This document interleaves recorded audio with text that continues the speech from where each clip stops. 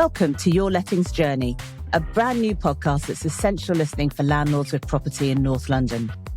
Now, everyone will have their own unique landlord journey, from the way they get into property to the way they hang up or pass on their keys, and then all the different decisions in between. But along the way, we're all faced by many of the same issues and potential pitfalls. I'm Rachel. And I'm Ramesh, and together we have a lifetime of experience as landlords, letting agents and tenants that we want to share with you to help you navigate your lettings journey. So if you're an experienced landlord wanting to make sure that you're keeping on the right side of all the rules and regulations, or if you're completely new to this game and don't know where to start, then this is the podcast for you. Your Lettings Journey is produced by Belvoir Enfield and Central Housing Group. For more information, visit belvoir.co.uk/Enfield and centralhousinggroup.com. Earlier this year, everyone seemed to be talking about EPCs and the potential cost to landlords of improving the energy performance rating of their properties from an E to a C. Now, we were looking at 2025. We're potentially now looking at 2028. And a lot can happen between now and then. But let's have a look at what we know now about energy performance certificates. Enjoy. So this week, I am joined by Chris Christophorou. Hello, Chris. Hi, Rachel. Hello. And Chris is an energy assessor and with his company, Ecologic. And today we are here to, I think, possibly demystify a little bit energy performance certificates. So I hope you're ready for that, Chris. Absolutely. I'm ready. I'm ready, Rachel. All right. So I resisted the temptation to talk about EPCs a few weeks ago when everyone was getting excited about the fact that we were going to have changes to them in 2025 and it was going to cost a lot of money. And now, of course, the date has been pushed back slightly for these improvements. So it seems a little bit less urgent. But I thought it's probably worth people having a think about it now rather than doing a knee-jerk. We're going through the same knee-jerk reaction in a few years' time. So that's where we are. I hope that's okay with you, Chris. Absolutely. I'm ready, Rachel. Ready for all your questions.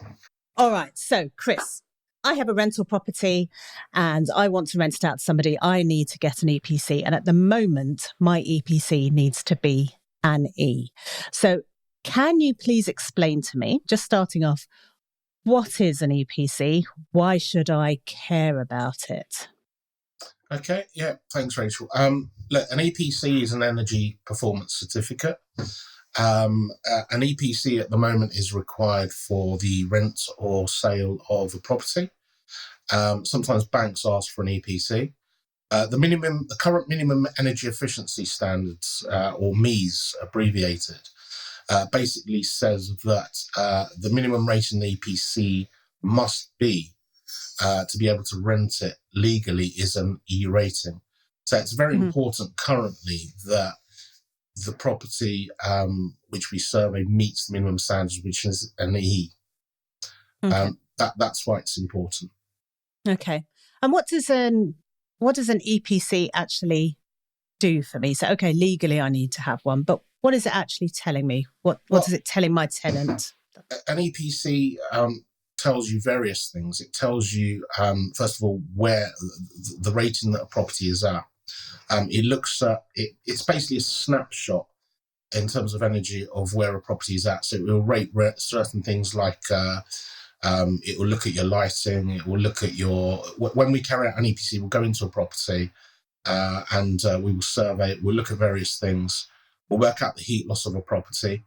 We'll work out the area of a property. We'll look at the type of lighting in a property. We'll look at the type of heating, hot water, and basic construction. We enter all this information into the system, and the system produces the EPC. So for a tenant, it will tell you how energy efficient that property is.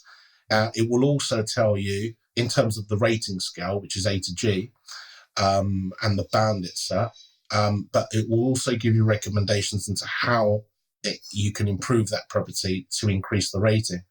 And the recommendations will give you recommendations in turn and show you how many points you will gain for each recommendation that is carried out. Okay. So that in a nutshell is what an EPC is. Okay. All right. Now, I know from the conversations we've had before, and just from that little snippet, that you are you're quite passionate about EPCs and doing them well and what they actually mean and what they actually say and that kind of thing. So I know you can talk about them in the way that I would talk about houses, but what is it that has actually led to you being that interested? How did you get to be an energy assessor? Okay, that's an interesting question, Rachel. I'm glad you asked that. No, because you clearly are really interested in it. It's okay. I am. I totally get it's not everyone's cup of tea. It's not the most exciting topic in the world, but yes, for me it is, because it's what we do. I've been doing EPCs now for since 2009, so for a very long time. How I got about it, how I got into EPCs was a bit of a fluke, really. It was I had a completely different profession. I was actually a prosecutor in magistrates' courts, private prosecutions. Really? Yeah, that's what I used to do before. And I had a lot of downtime in the court, so I thought, okay, there's something I can do here, possibly a little sideline. And inadvertently came across an advert where we used to get paper, hard copies of local papers back then. So flicking through the local paper, there was a company advertising for energy assessors, for them to go and work for them. And I thought, hang on a minute, instead of going to work for them, how about I look into becoming an energy assessor? So from that, I looked into the courses, went on the course, became an energy assessor, in 2009. And then 7 years ago, took redundancy from the work I used to do before, and I have become a full-time energy assessor amongst other things. So that's a bit of background how I got into it. And we're obviously now very, very experienced, having done it for such a long time. Yeah. And there doesn't seem on the face of it to be a link between prosecution and EPCs, but I guess there's that level of detail and digging into things that's possibly a bit common across the two. No link at all, apart from communication skills. Okay, all right. Dealing with people. Okay, and there is, I imagine on this quite a lot of, there's a lot of dealing with people, and it will get more intricate, I think, as we go forward. But just to go backwards then, sorry, apologies about that, but just to go backwards to, so what you're saying from a tenant's point of view about the heat loss, it will tell you how energy efficient the house is or the property is and the heat loss. And therefore, there's also a prediction in the EPCs as to what the likely cost of heating a property is. So from a tenant's point of view, that's always the kind of thing that we get asked for, to be able to say, okay, well, how much are my bills likely to be in this property? So there's quite a difference then between an E and a C rating, for example, if you were looking at that as a tenant. So this is going to change in 2028, I believe. So you were saying about the recommendations that you make at the end, or that come out at the end of an EPC. How do they come about, and how will that help achieve a different rating? Okay. The recommendations are basically based on the information that goes into an EPC. So depending on what information the assessor enters into the EPC, depends on what the recommendations are. Now, depending on the rating that a property is, and depending on what recommendations that you carry out, and they could be anything from something simple like pitch roof insulation, it could be, or something more complex like solid wall, and more expensive, of course, solid wall insulation, external wall insulation, cavity wall insulation, floor insulation, and something like that. So depending on what recommendations you carry out, depending on how an EPC can improve. And yes, I missed out on, obviously, the important thing is where your EPC is in terms of, and where it can be. And it does increase depending on the recommendations that you carry out. Okay. So you and I were talking earlier on, and I know you've said it a couple of times now, but when you explained it earlier, it really drove it home to me, is what the assessor puts in terms of their assessment of your property will impact on what recommendations come out of the system and then get printed on your EPC for you to implement if you want to increase or improve your energy efficiency on that property.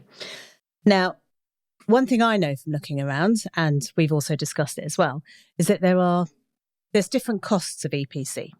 And people often see having an EPC on their property as a bit of a tick box exercise. And so they will, I suppose, in the same way that they do with estate agents or letting agents, they will phone round and try and find the cheapest for a given service. But if the quality of what that person is inputting dictates what comes out and the quality of what comes out, that's really important if you're looking to improve your rating. Yes, Rachel. Absolutely right. I was waiting for the moment to jump in there because there is a lot of points there to cover. Okay. You ready for the answer? Jump away. So yes. Look, there's a few points there, Rachel, and it's the classic garbage in, garbage out sort of situation. Yes. The EPC is very, very much driven on the information that goes in, but it's very, very important for people not to, and I'm very passionate about this because being an energy assessor over the years, it's a very, very competitive market. There's a lot of assessors out there, but it's very, very important for people not to choose an EPC based on cost and to choose an EPC assessor based on recommendations and the experience of that energy assessor. Mm-hmm. So when phoning around and comparing, you need to compare like for like what you're getting. If you want to, pay someone, on the bottom, the lower band of the scale, you'll get someone coming in and out of your property as quick as possible. And back to the point of what you put in is what you get out. Choosing an experienced and an assessor that's more likely to do the job properly and spend more time on your property is likely to reflect on the rating. So it's very, very important you choose your energy assessor carefully, because there's a lot of EPCs that we do, and we see old EPCs as well, that a lot of the information is wrong. The EPCs are no longer a tick box exercise, which is what they started off as.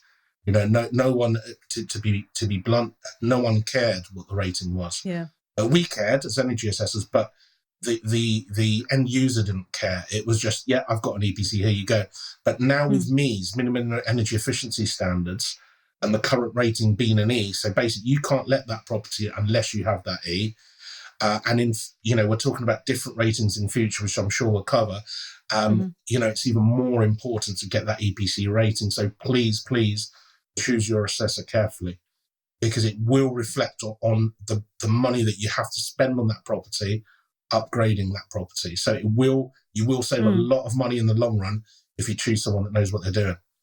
That's an interesting one though, because your standard EPC lasts for 10 years. Yeah. So, if you've got a massive portfolio, you might be doing EPCs fairly regularly, but for your average person, or even for your average landlord, they're getting an EPC once every 10 years, or maybe 2 every 10 years or something. So how do you pick that good assessor? Because, how do you know that someone is going to go in and do a really thorough job? Because if you get asked to review somebody after they've been round, what can you review them on? Yes, they came round, they were very clean, very tidy, in and out very quickly, blah, blah, blah. If you don't know what it is you're looking for, how do you find that good assessor? Okay, that's an interesting question. There was a point I wanted to go back on that as well, which I'll try and remember, in a second. But I'm trying not to digress. I probably talk too much. Yeah, I do as well. We'll be here a long time then. It's my thing. It's very, very difficult to know that. You won't know that, which is why it's important to try and get a recommendation from someone that's already used an assessor or has got many properties and has a relationship with their energy assessor, because then you'll know that at least you have that recommendation, that it's someone that's going to do the job properly. And I would also ask the question, when you phone the energy assessor, I would ask them the question, how long have you been an energy assessor for? Because and if they're honest, they'll tell you, and because it does make a difference. I'm not saying that anyone new in the game is not going to do the job properly, but I'm just saying that someone that's been doing it for a long time will have the experience and knowledge to be able to carry out, ultimately a better report. So it's about asking for recommendations and maybe asking the question of how experienced you are at doing these. Ultimately, and the difference with the actual assessment is that the experienced assessor knows exactly the ins and outs of how to increase points, like 1, 2, 3, 4 points, depending on how many points is required to jump up to that next band. Yeah. Whereas someone new into the game won't necessarily have that knowledge. And if they are not doing the EPC properly, spending the time because they've received a very low amount of money to do the EPC, they won't go and check the loft. They won't go into the basement and see if the floor's insulated above it. They won't go that extra mile to check these little things that make all the difference on an EPC. So that's why it's important to pick the right assessor. Back to the other point I've just remembered. Okay. You were saying about the 10 years. That's quite correct. It is 10 years currently, unless changes have been made to the property which thermally impact the EPC. So if they've had a change of a boiler, if they've had double glazing, then they wouldn't. That would ultimately mean that they should have a new EPC. Okay. Yes, because it's going to have changed anyway, the rating and everything then. Yeah. Just going back very quickly to what you said about the lofts, because we were talking about this earlier, and perhaps the less experienced assessor, if they can't get into the loft, just assume, just saying I can't get into the loft, and how that would affect the recommendations. And it reminded me of an EPC that I saw not so long ago for a property that was a relatively new build, block of flats. And this was a top floor flat. And it said, on the bit about the roof insulation, it said property above. There is no property above, it is a top floor. That's incorrect. Whether that's inexperience of the assessor or just because it is easy to make a mistake as well, because it's a series of choosing drop boxes, but you need to make the right choice. We ensure that our EPCs, we go back through the EPC and make sure that everything we've put, validate it basically. We validate our EPCs and make sure the information is correct. But this is where people cut corners, and they maybe don't do that, and they may select the wrong option by accident. Because you were saying about the impact, if someone could, how you would contact your clients and tell them that you will need to get into the loft, or they know that you need to get into the loft. Yes. But if somebody else goes along and they just say, okay, there's a padlock on it, I can't get into the loft. Yes.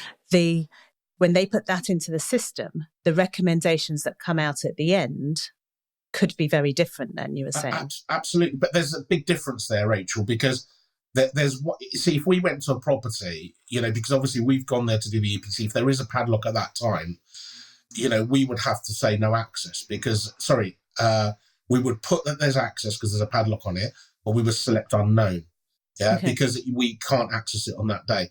But there's a difference of that, and also the loft being boarded, where you do a head and shoulders look in the loft, but it's boarded, so you can't see the insulation. And then you get the difference of the assessors that, I'm only paid X amount, so I'm only going to be in and out as quickly as I can, so I'll just put no access. But the impact on the EPC, which I think is what you asked, is huge. Yeah. I mean, on a pitched roof, it can actually jump a whole band depending on how. So if you're in a D band, it could actually jump to a C band with, just by putting in the insulation. So it makes a huge difference. And this is where MEES has changed things as well, where now all of a sudden that we need these ratings, that it's more important to make these checks.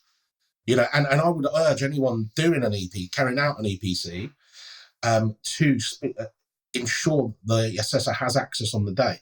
And if they don't go up into the loft, ask them the question, why are you not checking my loft? Because it does make a massive difference. Obviously, when there's in an EPC, you can only enter as assessors, we can only enter what we can see.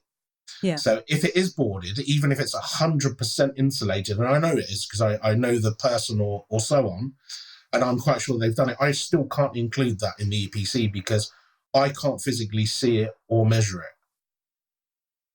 Okay, so what should someone do if they have boarded over? Right. They need to take up some boards, or possibly that might work if we can measure it. Or if it's, we could say loft insulation here, or we can say wall insulation. If they provide a on headed paper, if they provide a letter from the contractor who carried out the works at the time, okay, confirming that they carried out the work to that property on this day, including 250 mil insulation to the loft, signed and dated, then we can accept that. Most people don't do that with their. You don't do that with your lofts, though, do you? I mean, well, I don't know. Maybe it's just me, but I did my loft. It's probably done very badly. But yeah, most people will, I guess, do insulation in the loft themselves and put boards down. Not so much the wall insulation, obviously. That needs to be a professional. So what would I do, for example? Would I just take up a few boards, or would I have to have photos to show you, or? You would need to lift up some boards. The problem that we have as assessors, we need to see a certain percentage of that floor. We need to it's exposed for us to include it. Otherwise, if we can see, it's a difficult one to explain. I hope it's not too complex. But if we can see, so for example, half the loft is insulated, and half of it's boarded, so we can physically see the insulation, measure it on half. The way we were meant to enter that is to divide the property into two extensions, put unknown on half of it, and on the other half, put insulated. If an EPC is done properly, that's how it should be done. That's interesting. I'd be like, come back next week when I take up the boards on the other side, move everything across, and you can see that bit. So that's the difficulty with that. But I mean, we can't even accept photos, because the photos, or invoices for that matter, because or quotations, because a quotation is an intention to install, and not confirmation that it's been installed. And the same with, if for example we do a head and shoulders and we're only supposed to do a head and shoulders, we're not supposed to go into the loft. If we can't measure the insulation, then we put insulated but unknown, but then that will also reduce the rating. So I would say, where possible, if you can, it's really important to give access where possible. I understand, it's not feasible to lift up every single board in there. It's a difficult one, that. That's really interesting, though, because if I remember rightly, the average EPC rating for a property in the UK is a D. And if you're saying something as simple as, being able to see the insulation could make a difference between it still being a D and potentially being a C, that's quite a big difference in terms of what's coming up in future. Massive. Yeah, I mean, that's key. For a residential property, it makes a massive difference. That and a gas boiler. But I appreciate that some properties have got electric. That's an interesting one, actually. And this is possibly me going off at a slight tangent. But this whole idea of removing gas boilers from people's properties. So I have heard of, I don't know, but I've heard of a few people who had replaced their gas boilers with fantastic electric systems. And then that had brought down their EPC ratings, I believe. But that's all moving towards our intentions going forward for everything to be electric, which just seems a bit unfortunate, really. Yeah, there's quite a few points there. Right, okay, I'm a commercial energy assessor as well, Rachel, and currently the commercial EPCs are based on the carbon footprint. Now they've changed them in the last year. They're now based on the carbon footprint. So basically, for a commercial property, if a property has no heating or electric heating, it will get a great rating. Now, at the moment, residential EPCs are based on the cost of fuel.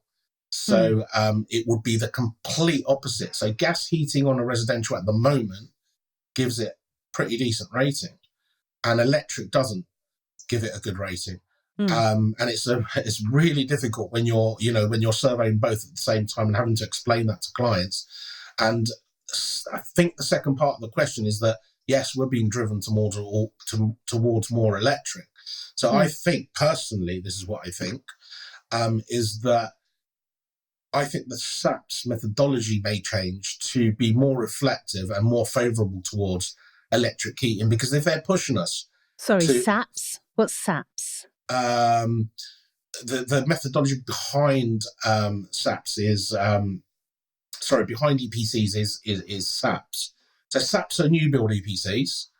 RD SAP is a reduced SAP, which is existing build EPCs. And then you've got non-domestic EPCs. Those are 3 different types of EPCs. Okay. But the methodology behind it is, I think it will change the methodology behind it will change to be more reflective of what they're trying to do. So okay. An RD SAP, a reduced SAP, is a normal EPC. That's what I was referring to.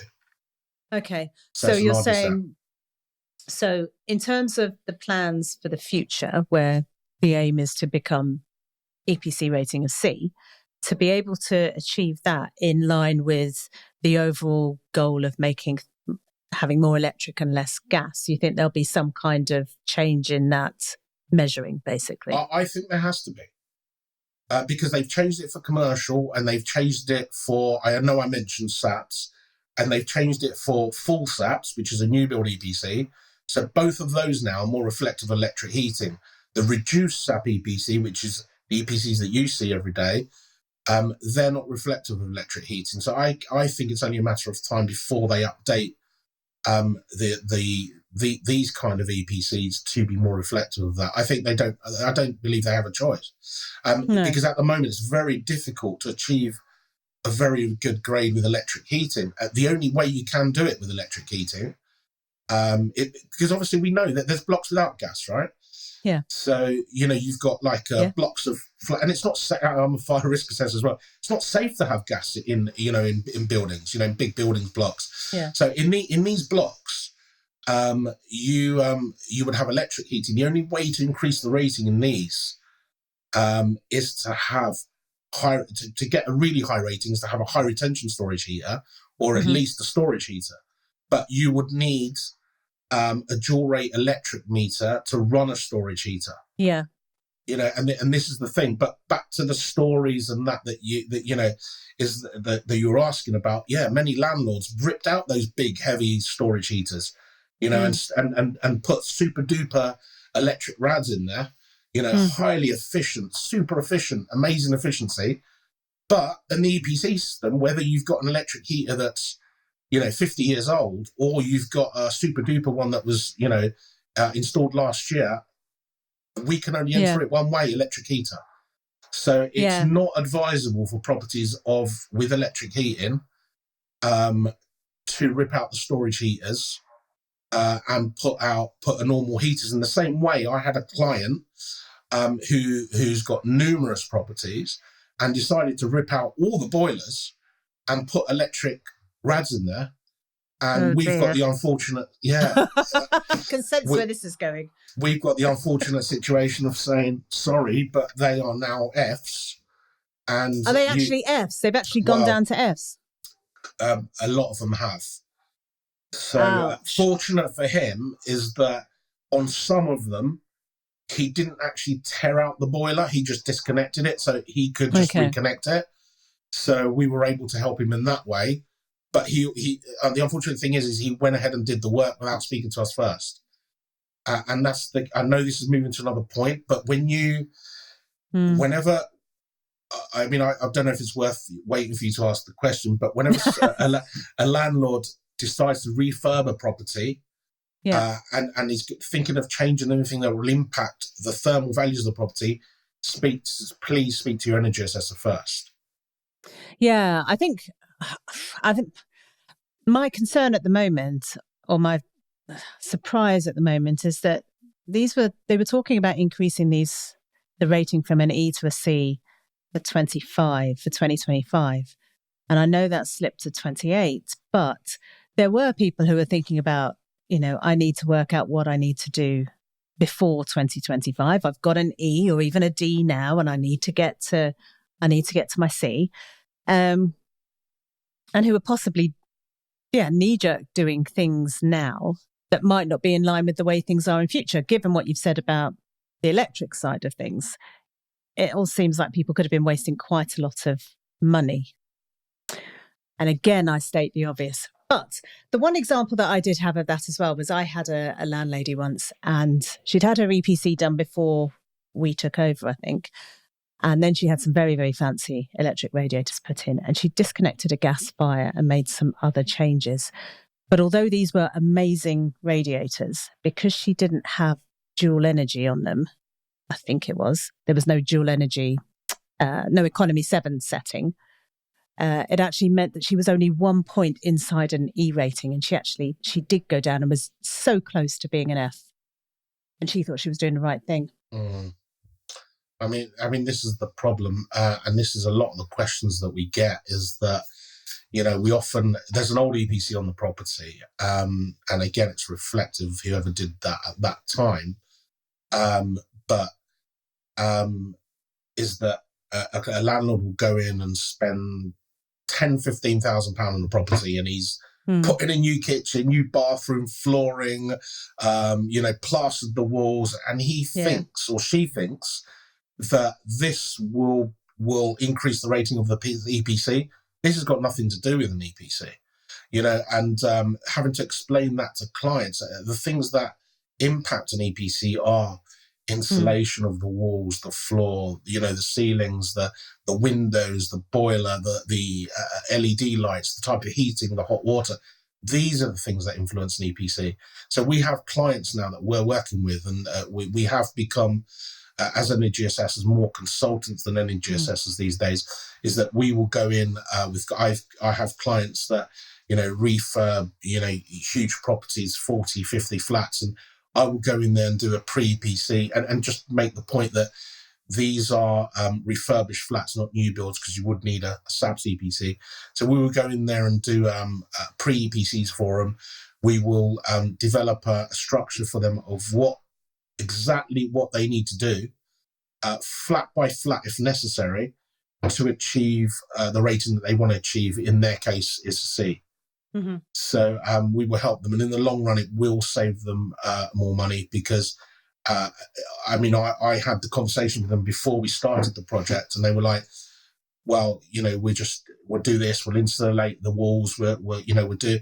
And I said, no, let me do it first, because it may save you money. And having gone down there, I actually found on this particular project that the walls were already insulated. So that saved them thousands of pounds worth of expenditure on wall insulation, where it already had wall insulation. So it's well worth working with your energy assessors. It's worth you paying for their time to carry out these more, an EPC before and after, give you their advice, and then do the work, and then go back and do a follow-up EPC, because in the long run, that will save you more money.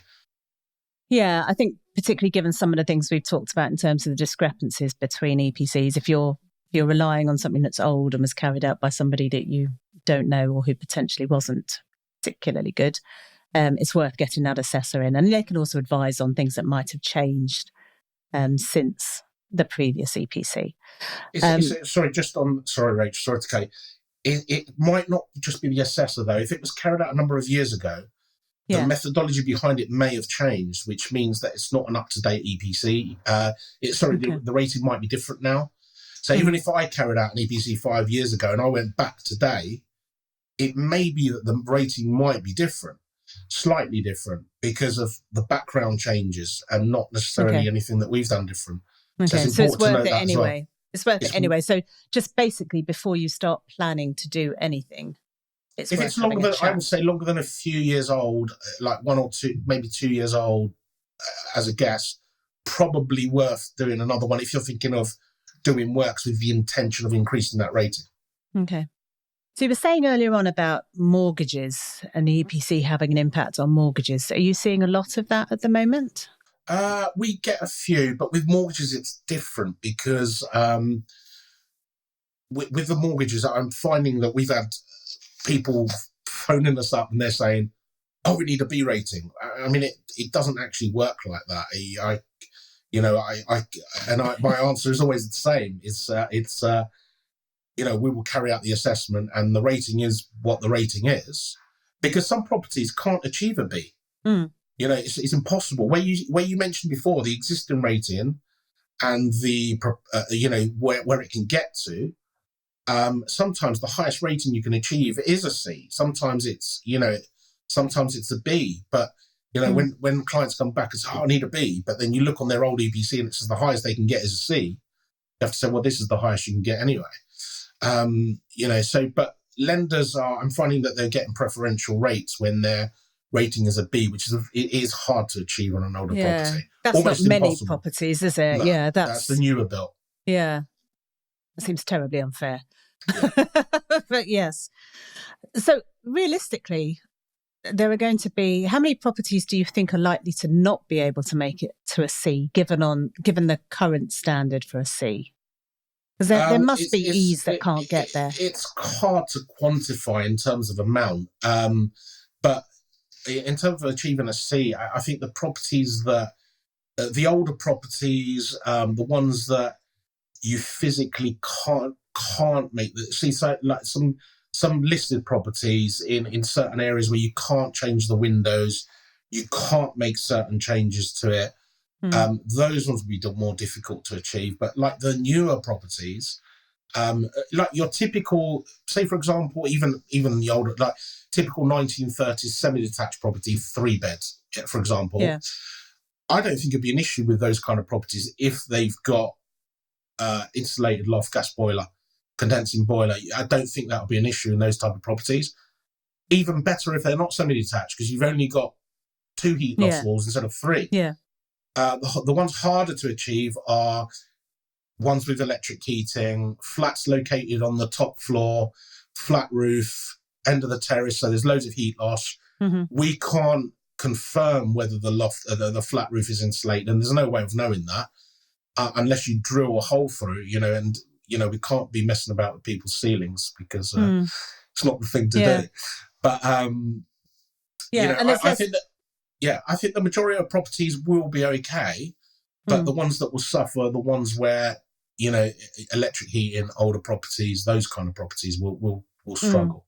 And if you're in a flat like that, then you'll struggle even more because you can't change things without the freeholders. Yeah, well, that's another thing. So. Yeah, that's another thing. I mean, in fact, I believe that's actually one of the exemptions is if you need to get permission from the freeholder and you can't. I think that's one of the exemption rules for an EPC. But the ones, as I say, if you're above a shop, so you've got an intermittently heated floor, above a shop, flat roof, and you've got electric heating, I mean, those near enough impossible to achieve. It's not happening. That's the worst case situation. Okay. Okay, and this changing of things to a C, is this going to also impact homeowners, or is this just at the moment? We're focusing primarily on lettings here, obviously, but yeah, we are. I mean, I should have said this before actually, but all this talk about a C. I mean, sorry. First of all, whether a property is owned or let, it doesn't really make a difference. It won't affect properties that are for let any differently to sale. But all the talk about a C is still proposed. It's not confirmed. It was supposed to be 2025, but nothing was confirmed. I've had numerous calls with the accreditation bodies, and they have no information to give us because they simply don't know. Unfortunately, in our industry, we are the last ones to know, and we are the front line as well. So it's we try and communicate as best as we can. But there's no information to give at the moment. It was all geared up to 2025, and then it was all the talk. I think there was an article in The Guardian, actually, or Telegraph, one of the two, that started talking about 2028, and then everyone's focus went to 2028. I mean, whatever happens, though, is that I believe that they will raise it to a C, and I believe that when they do raise it to a C, it won't be immediate. It won't be, okay, 2028, January 2028, you need that C. It will be, okay, this is what you're going to need to achieve, and we will give you X amount of time to achieve this. So it's Yeah. going to be, landlords will have time to make those changes to the properties. That's what I believe. That's my view. So either way, there's no need to jump immediately or to react immediately, because you're possibly looking at 10 years before you actually have to have it in place. Possibly. I mean, I don't know. I don't think they'll give 5 years, but they certainly give a couple of years. But, it depends on what way you want to look at it, because it's either you want to get ahead of the game and you want to make the changes. And let's not forget that currently the EPC is valid for 10 years. So it may be that they can achieve the C now quite easily, by so why not do something it? minor, Yeah, so they might want to get ahead of the game. But then on the other hand, it's like, what if I spend X amount to achieve a C, and I've spent money on solid wall insulation, all this kind of things. They change the calculation methodology behind it in a year, and then I didn't need to spend that amount to achieve my C. So it's a balancing game, and the landlords have got a decision to make. And I think the ultimate answer is it depends on their situation and their property. Yeah. And what they need to spend. Yeah, and their strategy, of course. Absolutely. Just, one of the critical things that keeps coming up time and again, what is your strategy? And I mean, just from my experience of getting EPCs, for me, an EPC is a relatively cheap thing to get. You're generally looking at, I think they're very good value, because you're looking at something that's less than £100 generally. And it can save you a fortune going forward. So to me, it sounds like it's worth doing that now. If you are thinking, what is my strategy going to be? I don't want to have to spend £10,000 on every property I have in the next 5 years.